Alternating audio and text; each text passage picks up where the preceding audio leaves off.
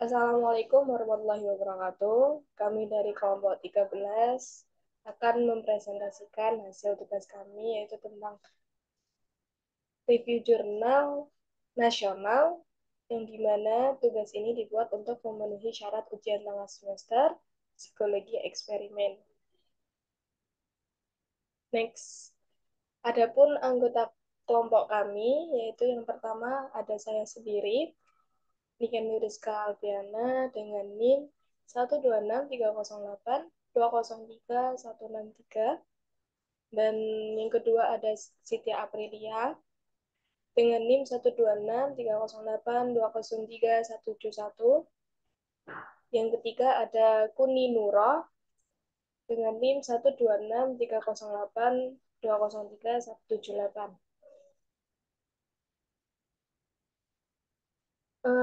Untuk judul dari review jurnal kami yaitu tentang pengaruh pemberian materi bacaan bergambar terhadap pemahaman membaca siswa kelas 3 SD. Dengan keywords-nya yaitu membaca, materi bergambar, dan siswa SD.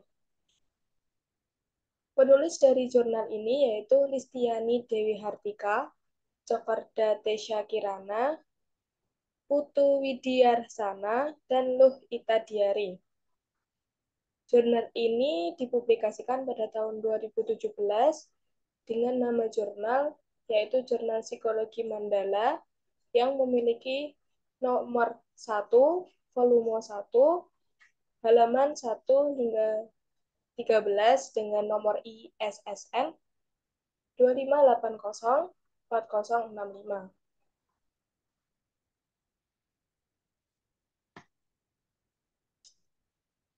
Untuk permasalahan pada jurnal ini yaitu berdasarkan fenomena yang ditemukan oleh penulis melalui wawancara kepada salah seorang guru tingkat sekolah dasar di Bali, diperoleh informasi bahwa kelas 1, 2, dan 3 mengalami kesulitan dalam memahami isi bacaan pada materi pelajaran maupun soal ujian. Narasumber menyampaikan hal tersebut dapat dilihat dari pengamatan di kelas sehari-hari dan banyaknya siswa yang menjawab salah pada soal yang mengandung bacaan panjang. Baik, selanjutnya terkait landasan teori, di mana eh, untuk landasan teori dalam jurnal yang kami review ini, itu dibagi menjadi dua kelompok, yaitu yang pertama menjadi kelompok eksperimen, di mana pada kelompok pertama itu diberikan perlakuan berupa pemberian materi bergambar, dan yang kedua itu sebagai kelompok kontrol, di mana tidak akan mendapatkan perlakuan. Di mana pada penelitian kali ini itu terdapat dua variabel, yaitu yang pertama pemberian materi bacaan bergambar, di mana materi bacaan bergambar itu sebagai suatu variabel bebas dan juga pemahaman membaca sebagai variabel terikat. Sedangkan untuk variabel kontrolnya, yaitu panjang dan juga jenis bacaan beserta usianya. Untuk menghindari berbagai bias terhadap hasil, peneliti pada penelitian kali ini itu memutuskan untuk membedakan pretest dan juga post-testnya, di mana dengan memastikan karakteristik materi dan juga soal setiap jenis. Mulai dari membedakan panjang bacaannya, unsur-unsur pada bacaan, dan juga jenis soal yang mengikuti kisi-kisi. Itu tadi landasan teorinya. Selanjutnya terkait metode penelitian.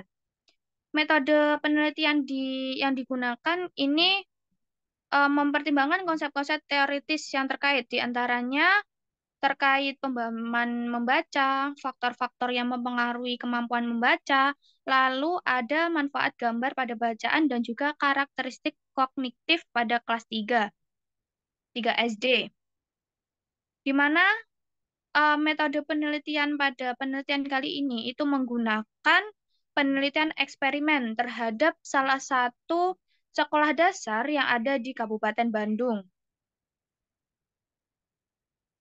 Lalu selanjutnya hasil penelitian dan juga pembahasan, di mana berdasarkan hasil dari penelitian kali ini itu berdasarkan uji statistik alat ukur soal pretest adalah alat ukur memiliki koefisien reliabilitas sebesar 0,726 yang menandakan bahwasanya alat ukur tersebut reliable.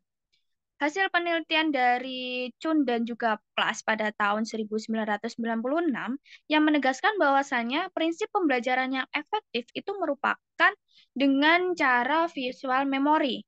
Penggunaan ilustrasi yang dapat ditangkap secara visual merupakan cara pemahaman yang efektif. Sedangkan dalam penelitian ini, ilustrasi bergambar itu tidak mempengaruhi pemahaman dalam membaca. Baik, selanjutnya.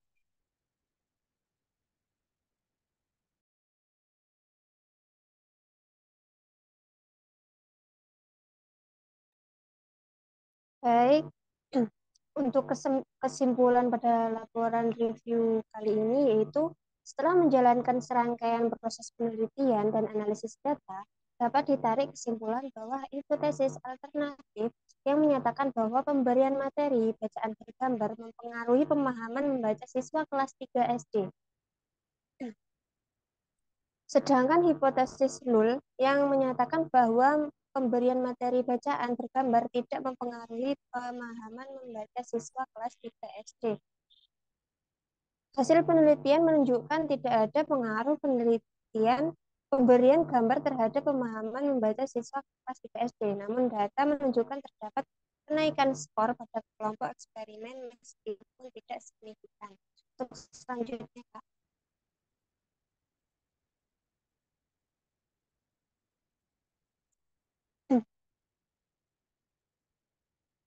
Untuk saran yang diberikan, berdasarkan pada keterbatasan penelitian, beberapa saran yang dapat diterapkan oleh peneliti selanjutnya antara lain, yaitu yang pertama, memperdalam kembali variabel-variabel yang dapat mempengaruhi variabel terikat, kemudian lebih memperketat variabel-variabel kontrol, sehingga hanya variabel bebas yang mempengaruhi variabel terikat dalam penelitian tersebut.